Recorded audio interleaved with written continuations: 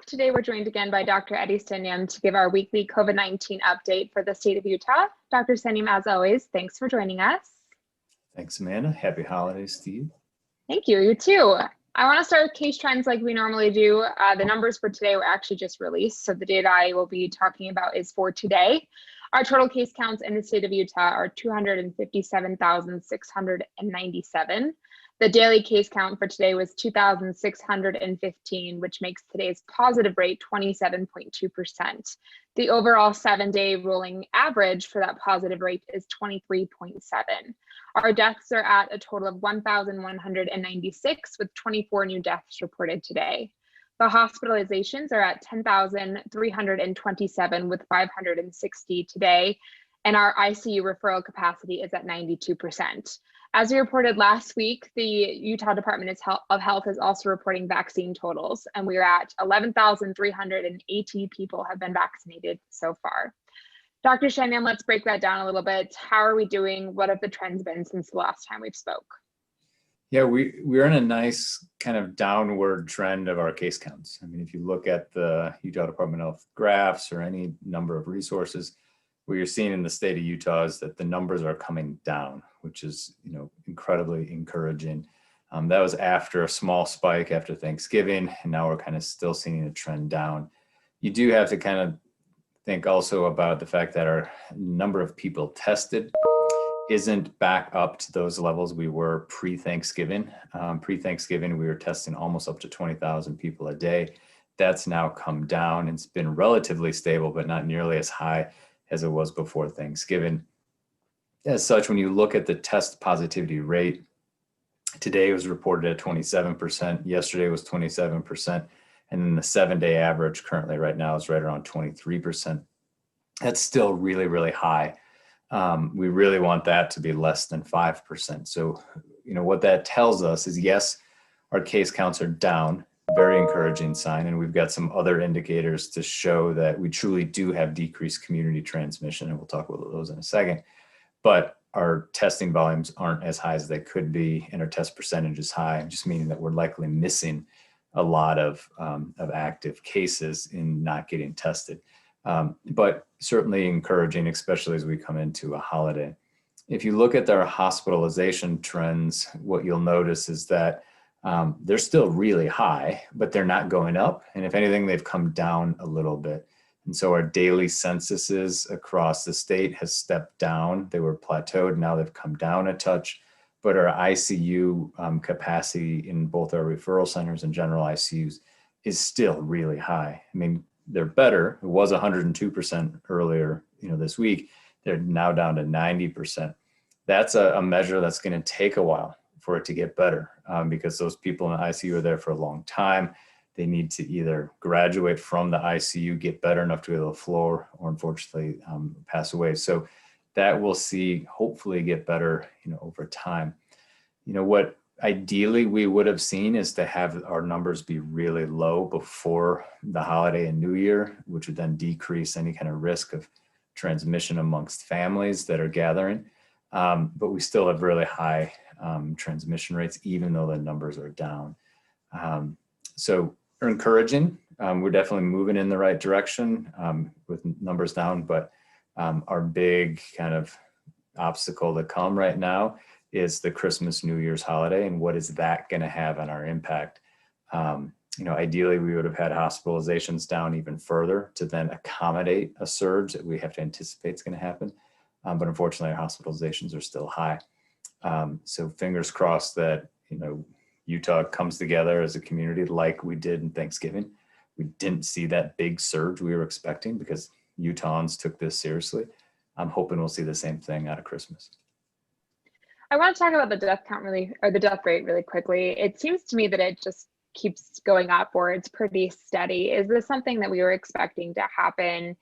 Should it be going down by now since our cases are going down, or is this pretty normal? No, this is, unfortunately, like we talked about last week, this is what we'd expect. That death count is a lagging measure that's going to come, weeks later after cases and hospitalizations and ICU admissions, and then it's going to be deaths. So the fact that we're still having these high numbers is not unexpected.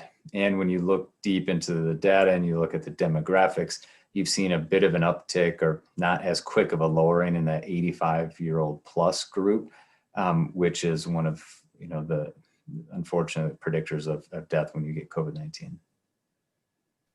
I want to switch gears really quick to something that's been in the media. The UK has been reporting a new strand around COVID-19. Can you break that down for us in layman's terms? What do we need to know, and what are the implications for us in the US with that? Yeah, so there's been a lot of talk of what's called the UK variant. And so, viruses, bacteria, they replicate quickly, and they replicate often, especially when people are infected. With that replication, there's many times errors in the replication process. And so some of that DNA of the virus gets mutated, and you get some small mutations that may or may not have any impact on the virus at all, and some mutations, however, cause a virus to be what we call less fit, meaning that it's not as likely to cause an infection in humans, and it doesn't replicate as well. Other mutations may be beneficial to the virus, not beneficial to humans, but beneficial to the virus, and lead to increased transmission or severity and those types of things. And so we expect mutations that occur. That's just part of virology and bacteriology. And then look at influenza, for example. So what's happened now is that in the southern part of the UK, they've seen a rapid rise in a certain strain of SARS-CoV-2. And this variant or strain, whichever word you want to use, has 23 mutations. That's quite a bit when you compare it to the original virus that was sequenced back in January from China. And so it's a number of mutations. About 7 of those mutations are in called that spike protein and that spike gene. So the gene that encodes the genetic information to make the spike protein, which sticks on the outside of the virus, which then attaches to our human cells and allows the virus to enter into our human cells. There's been about 7 mutations in that genetic sequence. And then 1 mutation that's been in what's called the receptor binding domain of the spike protein. It's hard to get into details, but we'll see why in a second. That receptor binding domain is really what allows it to attach to ACE2 receptors on our human cells to allow entrance. And so what we saw is that this was first identified back in September in Kent. And then in November, it accounted for about 20% of cases. And now in December, accounts for about 60% of cases in London and in the southern part of the UK. And so we saw this rapid rise of this new variant. Now, the question is that rapid rise of this variant due to the mutations in that genetic sequence? Maybe those mutations are making this more contagious, and maybe it binds better. And so the reason you're seeing now 60% is because it's just more contagious, and that's the most fit virus, and it's going to spread the quickest. Or you're seeing this big increase because maybe this virus, developed spontaneously and now got into an area that had a super spreader event and just went gangbusters across London and other areas just because of the behavior of the people. And so whether or not it's more transmissible or not is under evaluation. Some scientists say, yeah, it looks like it might be, but those studies are ongoing. The other questions you need to ask ourselves is, okay, there's the transmission bit, but does it cause more severe disease? Do people die at a higher rate if they get this variant compared to what we call the wild type? And so far, it doesn't look to be the case. It looks like it causes the same SARS-CoV-2 or COVID-19 infection that the wild type does. So that's one thing to keep an eye out for. And the other big thing to look for is our vaccines that are currently out there, Moderna and Pfizer, going to protect you against this variant? And we think the answer is yes, it will. But the 2 groups that have these vaccines are looking at this and studying this in the lab to determine whether or not the immunization leads to protective antibodies and T cells response that will respond to this new variant as well. So unfortunately, lots of unknowns right now. You're going to see lots of work on this in the next couple of weeks. There's going to be a lot of busy scientists over the holidays trying to untangle some of this. But as it stands right now, we think that the vaccines will be effective against this variant. We're watching this closely. And I know the CDC will be starting to do more sequencing to see if that variant is here in the US. You kind of just answered a question I was going to ask you around if Intermountain has created any sort of testing to figure out that strand is here. It sounds like that process is maybe starting with the CDC. Yeah, so the challenge is that in order for you to determine if this variant is here, you have to sequence the whole genome of the SARS-CoV-2 virus. That's not something that we do in our standard labs. That needs to be done at a sequencing lab. The UK happens to have a very good national sequencing program that does epidemiologic monitoring of these viruses.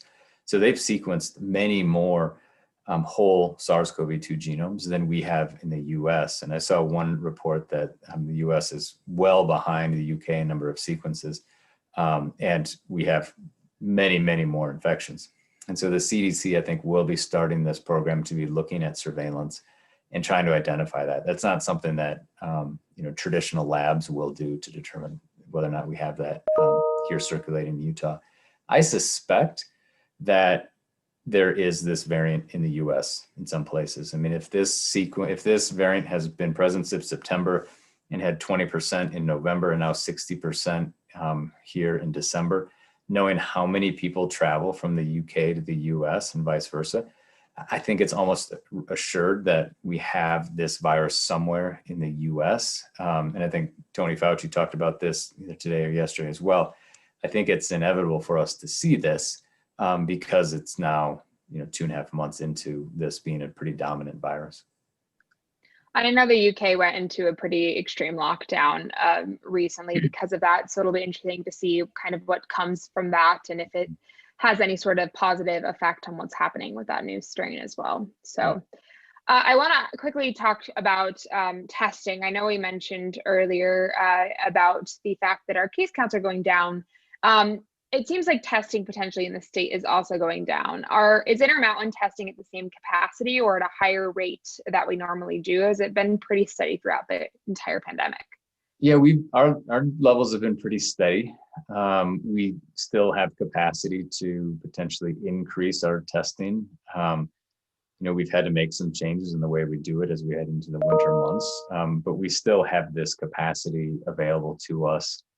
We expect that after the new year that we'll start seeing increased testing. The governor mentioned this back about a month ago. They want to increase testing, especially in colleges and in high schools as well with antigen tests. So I think we're going to start seeing that pick up. And so we're going to hopefully see more testing through that program. And then another thing to consider is that the FDA just approved the first home-based COVID-19 test. And so I think after the new year, you're going to probably start seeing more and more tests available people in the home that you can self-administer and read. And we're going to have to be really careful in terms of how we educate people on how to use that. And we'll have to really see how good are those tests. Are they good enough where we can fully believe the results at that moment in time? Or is it something that we have to do sequentially and do multiple tests over the course of a week or so? So I think you'll see things evolve over the next few weeks in terms of increased access to testing. And on that note too, I just want to mention our testing sites tomorrow have adjusted holiday hours. Most clinics close at noon tomorrow, with the exception of Cottonwood Heights Clinic is open until 1 p.m. And then this is for the testing sites for COVID. And then all of our testing sites are closed on Christmas Day, so on Friday. So just keep that in mind if you're looking to get tested. Another question for you around hospitalizations. Can you describe what it's like for you and your staff to see these people alone during such a hard time? You mentioned to me earlier you're rounding tomorrow with COVID patients. It's Christmas Eve. What is the atmosphere feel like in the hospital right now? And are our caregivers doing anything special to kind of increase the happy and the mood there? Yeah, I can tell you, being in the hospital and now having 6,000 or so Intermountain caregivers vaccinated, that the mood is a bit lighter. We all felt comfortable in our personal protective equipment. The N95 masks, the goggles, the everything we use to keep us safe. We felt safe with that. But now that we've been vaccinated, or most of us have been vaccinated, that just gives us a little bit more of a sense of safety. And so it's a feeling of safety for our caregivers. So that has helped us tremendously. And I'm just so proud of our caregivers to, just stick with this and get the vaccine. And they're feeling a little more safe these days. It is a tough time to be in the hospital. It's a really hard time both to work in the hospital and be a patient in the hospital over the holidays, especially when you can't have visitors, for these COVID-19 patients. And so we're really encouraging those patients, obviously, to connect with their family and their friends through FaceTime, to really engage with them as much as they can, because we know this is a really hard time on people, not just the patients in the hospital, but also their family members being at home without their loved ones, knowing that they're ill, knowing that they're in the hospital, uncertain of how well they're going to do. It's really hard. And then it's hard on the caregivers too, to be away from their families, taking care of, patients that are suffering. And we also aren't encouraging, potlucks and people bringing in food. I mean, that's always such a tradition in hospitals, is that, on these holidays, doctors and nurses bring in food and you have a meal together and people are sharing food and getting together and making the best of it if you're in the hospital. And that's not something we can do safely right now. And so we try to lighten the mood as much as we can. And we try to get, patients to, also connect with their loved ones through FaceTime and those things. And so, but it's hard. It's hard to kind of be there in these moments. And I know some of our hospitals too have decorations up or like words of encouragement. There's some walls up for people to look at. So hopefully that helps bring up the mood a little bit. But yeah, I can't imagine spending the holidays in a place like the hospital. So yeah, that's a very sobering thought. Sorry, go ahead. There was an ugly sweater contest at our hospital. I like that. Little thing. That's fun. Another quick question around that as well. You mentioned the death rate kind of earlier and how we kind of are seeing it staying the same. Is there any indication of when the death rate could start to go down, since our case counts have seemed to be going down a little bit? Yeah, I think the first thing you're going to see is a decrease in your ICU volume. And so, as you start seeing that ICU capacity increase, our ICU census decrease, then you're going to start seeing death rates, decline. And so until we don't have our ICUs full of people with COVID-19, until that happens, you're going to still see high death rates, unfortunately. And so we hope, if this trend continues in terms of a decrease in case count, which will lead to decrease in hospitalizations, which are going to lead to decrease in ICU stays, you'll then start seeing a decrease in deaths. What I worry about is that we are now going into this Christmas and New Year's holiday, and that very well could potentially drive our cases back up, drive our hospitalizations back up, drive our ICU volumes back up, and our death rates will remain high. And so when we kind of think about the next 3 months, and I use 3 months as kind of an arbitrary value, but 3 months is when we, many people across the US in Operation Warp Speed think that we're going to get pretty significant vaccination to people that don't work in healthcare or are non-essential workers. If we can get through that 3 months, then, I think we're really going to be kind of towards that light at the end of the tunnel. But I really think the next 3 months are going to be really critical. And the next 2 weeks is probably the biggest barrier to get through as we move through these next 3 months. A question along those lines too: how can someone show their appreciation for a healthcare worker during the holidays? Do you have any suggestions on what someone could do so that they can kind of show their support? Well, I would say the biggest thing you can do is be an advocate for our public health measures. And not only, do them, which so many people are, and we are so, so grateful for that, but spread that message. Spread the message of, hey, listen, we need to do this together as Utah. This needs to be a community initiative, and we can get through this. And the biggest favor you can pay us in healthcare is to be a vocal advocate for those measures. So whatever means you have to spread that message, to tell your friends, tell your family, and be a good example. that would be the best gift you can give us in healthcare, because what that'll do is that'll reduce the number of people that get sick and the number of people that die from this virus. It's a great reminder too, and we'll switch to vaccines, which I want to bring that up again, but really quickly, a question around testing. Someone asked, are there any plans for when Intermountain will expand testing to people who are not experiencing COVID-19 symptoms? And could this help public health officials better understand the scope of the infection in the state? Yeah, it's a really good question, right? So now you're asking, when can Intermountain really move into, fully into public health, right? Because right now we're there as a resource if you are ill, and we can diagnose you, if you have symptoms, or if you meet in one of these categories where you have to travel and have a negative test, those types of things. I think what you're going to see, as we move on, is the technology of mass testing is evolving.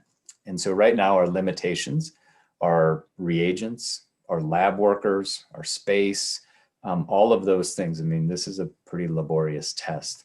And so once we, evolve that technology as, a medical group, and we can do these mass platform testing, and once some of these companies that are developing these rapid kits are able to produce the volumes that are needed for widespread dissemination, that's when we'll be like, yeah, let's open up, let's do this.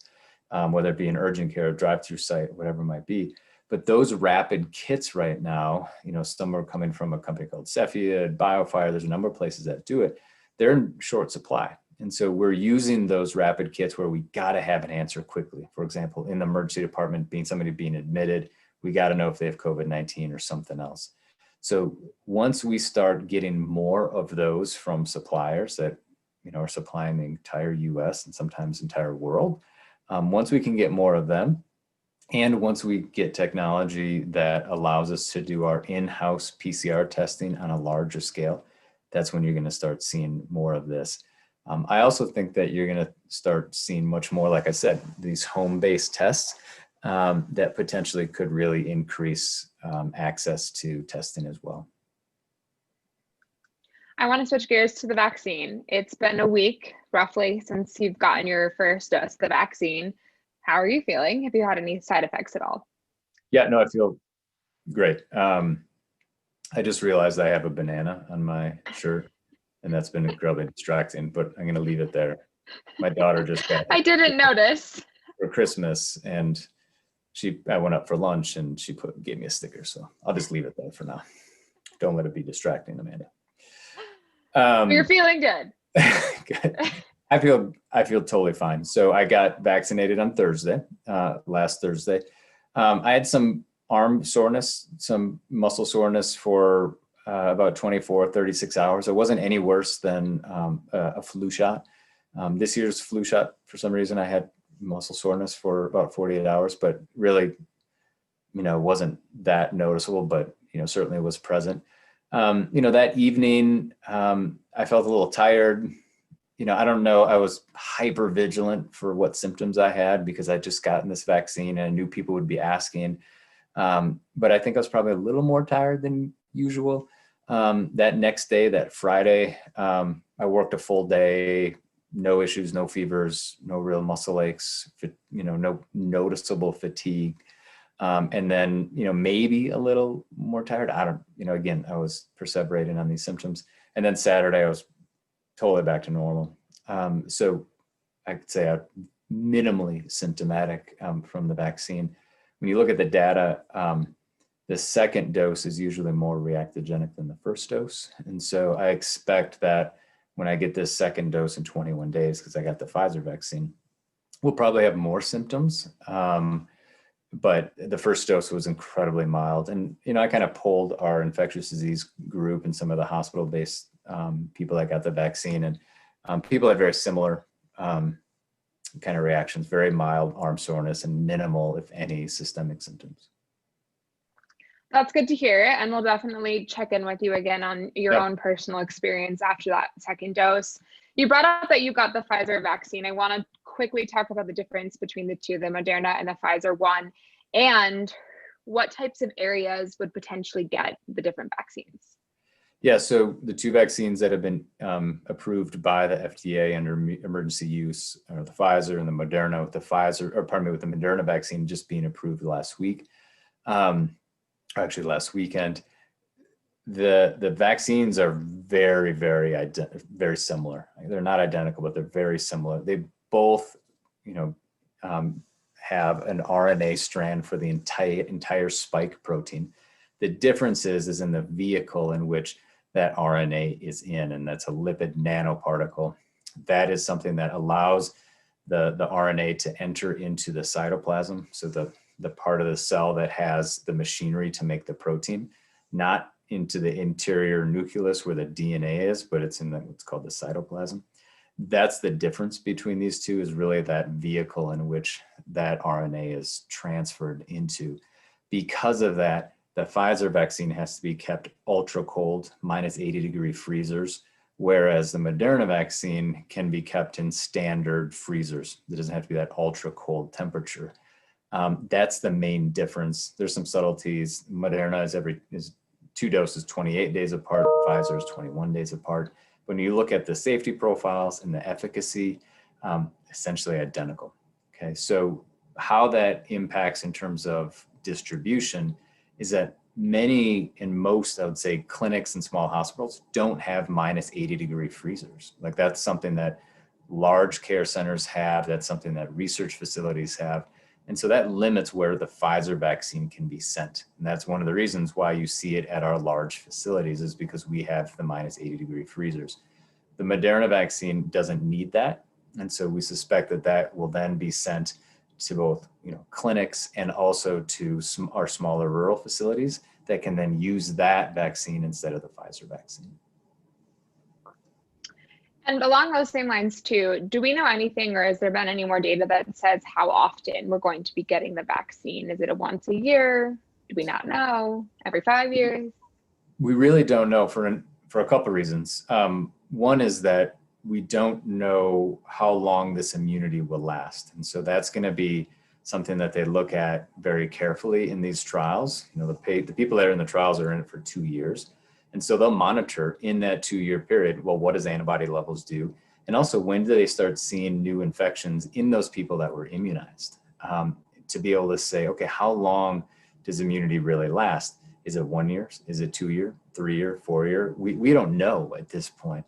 We know that from just data observationally that it looks like, once you've been infected, you have a number of months of protection, likely at least 6 months, potentially longer, but we just don't know how long both natural immunity, meaning immunity that you get from infection, or immunity you get from a vaccine, how long that lasts. And so we won't have any good idea on that for, probably quite some time. We anticipate that it'll be, at least a year, potentially longer, but we just have to follow the data in terms of how well antibody levels correlate with protection. That's going to be one thing to do. And the other thing to really keep in mind is what's happening in the UK. And so if we start seeing mutations in the spike protein, which is what we develop our immune response to, similar to flu, if we're starting to see significant mutations in that protein, we may have to revaccinate with a different vaccine to accommodate those mutations. And so lots are going into that. And unfortunately, we don't have an answer in terms of what that interval will be. Sounds like we will just have to kind of wait and see and figure out that's interesting that people stay in the clinical trial for 2 years. I didn't know that. So that'll be interesting to see kind of what happens with those people.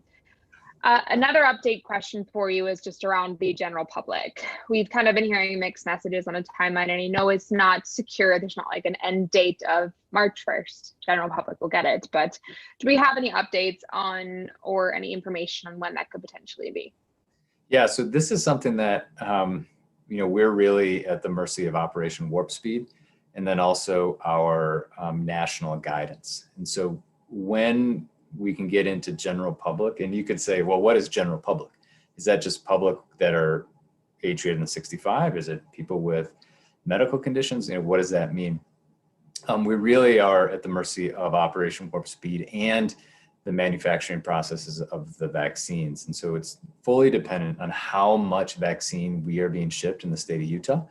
And then we will be following the guidance of the Utah Department of Health in terms of who goes next. Those aren't decisions that Intermountain Healthcare makes. It's not a decision the University of Utah makes or St. Mark's or any of these groups. How vaccines are distributed is fully dependent on the guidance from the Utah Department of Health. We will follow their guidance. We will act in their state to vaccinate people, but we do it based on what the Utah Department of Health guides us to do. And so that process is that the CDC and ACIP has come together and made recommendations of phase 1A, 1B, 1C. If you remember, phase 1A was healthcare workers in long-term care facility residents and workers. That was 1A. That's what we're in right now.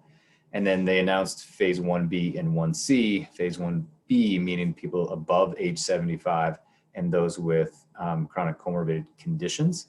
And then phase C goes down to, 1C goes down to age greater than 65 and all other people with medical conditions. The state health department will take that guidance from CDC and Utah and ACIP and then say, this is what our Utah program will look like. And then we will, just like the University of Utah and other healthcare organizations, will follow that guidance from the Utah Department of Health and vaccinate to that schedule. And so we really are dependent on those things. And we hope that we're starting to see people getting vaccinated, in the coming month, end of January. But it really is dependent on so many of those factors that it's really hard to put a date on it.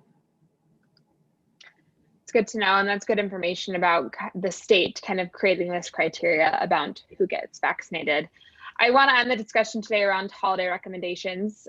Christmas is on Friday, and there's also lots of holidays. And like you mentioned, the next 2 weeks are usually typically about gathering with your families and having these celebrations. My first question for you is, the weather hasn't been too cold, shockingly. It's been a pretty mild winter so far. Do you think this impacts the current numbers? And are you worried that if we do start to get this colder weather, our numbers are going to go back up? Yeah, you're right. The weather hasn't been terrible. Hasn't snowed a lot in the valley or in the mountains. And so that has allowed people to gather outside.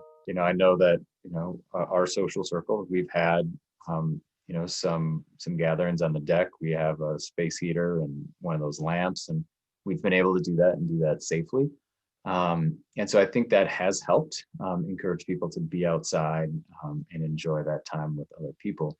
I do worry that as the weather gets worse, that's going to drive more and more people inside, and that's typically what happens in January and February. And so it is a concern, for all of us. And then the holiday is a huge concern.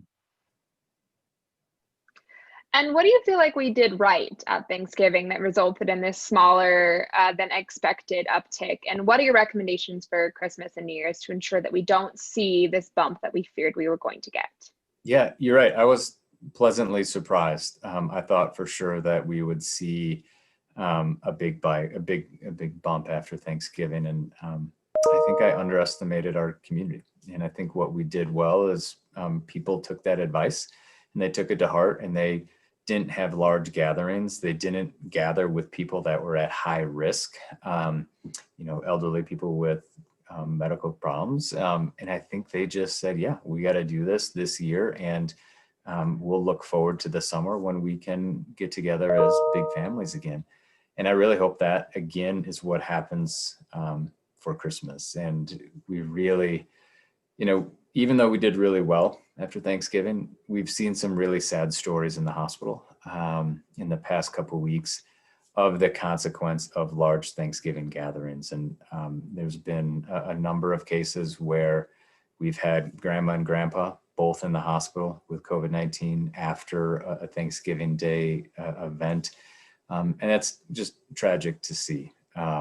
We've seen that, unfortunately, multiple times. It just hasn't been at the level that we originally anticipated. So I think what we did well is that people heeded that advice. And I'm hoping that that's what's going to happen again this year, tomorrow for Christmas Eve and the day after for Christmas Day. And then also into New Year's, is that, you don't gather outside of who's in your home. And if you do choose to gather, you're really careful in terms of who you gather with, in terms of small numbers, and you don't gather with people that are at high risk or have exposure to high risk people.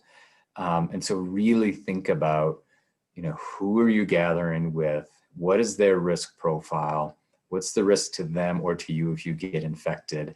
And then who are they going home to? And who potentially could they infect if they get infected at your gathering? And so I think it's saying, hey, most conservatives don't gather outside of your home, period. And the second one is, if you do, be smart about it. Really limit the number of people in your home and be careful with anybody who's at high risk. And if you're at high risk, I'd say don't do it. Don't gather. There's just too much community transmission that the chance of somebody coming into your home that is asymptomatically infected or minimally infected is just too high to chance it. Those are great recommendations, and I appreciate your honesty around the two different types of gatherings that people could have. Is there anything else that you wanted to mention today before we wrap it up for the holidays? No, I mean, this has been a really hard year on all of us. And I love the fact that we now have 11,000 people vaccinated in the state of Utah, as reported by Utah Department of Health. I mean, it's just incredible. We just started vaccinating, 10 days ago, and we already have 11,000 people vaccinated. That's just so amazing. And I'm just so looking forward to being able to vaccinate more and more people to allow our communities to be safer. And there truly is a light at the end of this tunnel. That light is still a ways away.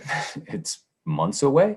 But at least now, as opposed to 2 months ago, there is a light there. We've got an endpoint. We know where we're going.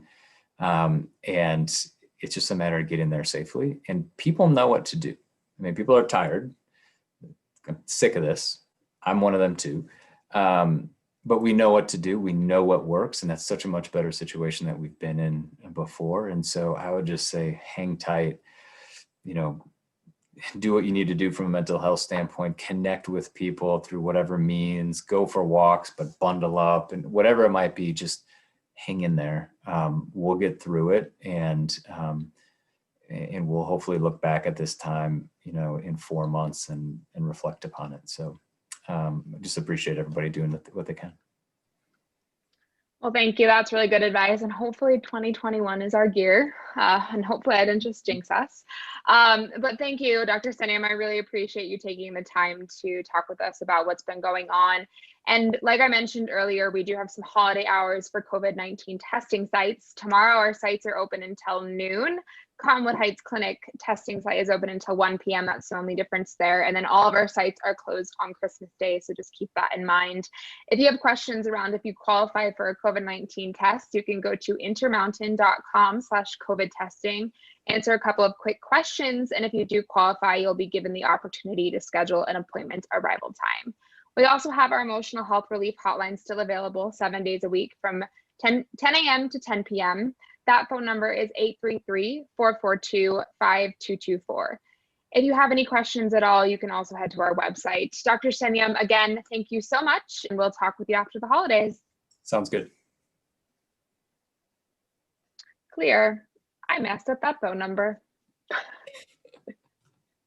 So for reporters, if you would like the real phone number, I'm going to put it in the chat. That is not the phone number. I don't know what I was saying, so. Also, I recorded this, so if anyone would like the recording, I'll send it over to our media team, and they can get that over to you guys. So, thank you. I still messed that up. Wow. Thanks, Eddie.